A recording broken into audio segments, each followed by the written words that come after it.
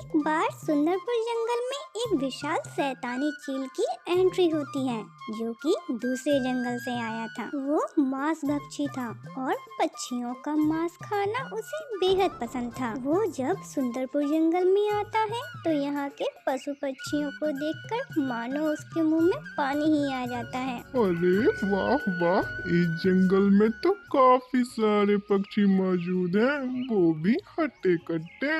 अब मैं इसी जंगल में अपना बसेरा डालता हूँ। पिछले जंगल के तो सभी पक्षियों को मारकर खा गया मैं।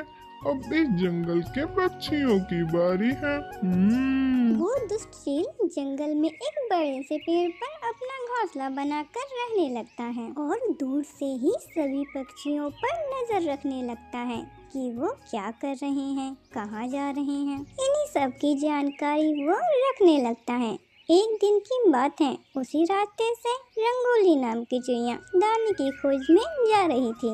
अरे आज तो बहुत देर हो गई है, मुझे जल्दी जल्दी आ जाना, ढूंढना पड़ेगा मुझे।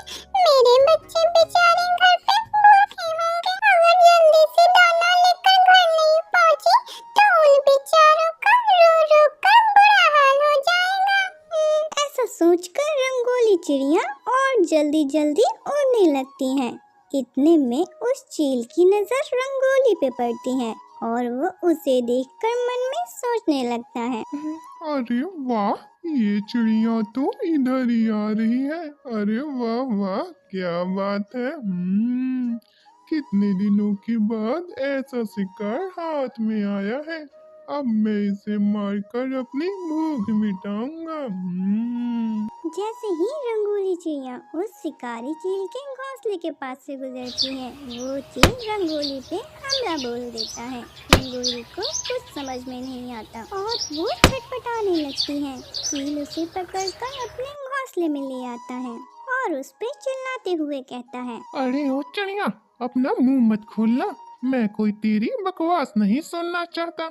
अरे मैं तो तुझे बस मारकर अपनी भूख मिटाना चाहता हूँ। ऐसा कहकर उस चील ने रंगोली को बड़ी बेरहमी से मार दिया और खा गया। इधर बेचारी रंगोली के बच्चे अपनी माँ का घर पे इंतजार कर रहे थे। बेचारे भूख से तड़प रहे थे।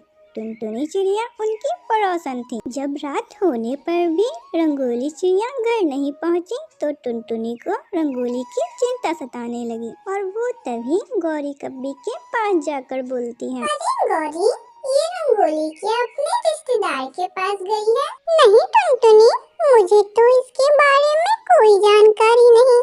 उसने तो मुझे कुछ भी नहीं बताया। क्यों? तुम उसके बारे में ऐसे क्यों पूछ रही हो?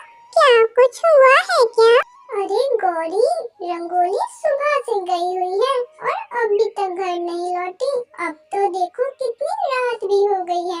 उसके बच्चे भी बेचारे भूख से तड़प रहे हैं। वो तो मैंने उन्हें कुछ दाने दिए थे, तब जाके वो अभी शांति से सो पाए हैं। लेकिन वो अपनी माँ के बारे में पूछ रहे थे। वो बता रहे थे कि माँ ने कहा था वो दाना लेने जा रही हैं। ऐसा कहकर रंगोली घर से निकली थी गौरी। लेकिन गौरी, वो तो अभी तक घर नहीं लौटी। मुझे तो उसकी बहुत चिंता हो रही है। कहीं वो किसी मुसीबत में तो नहीं।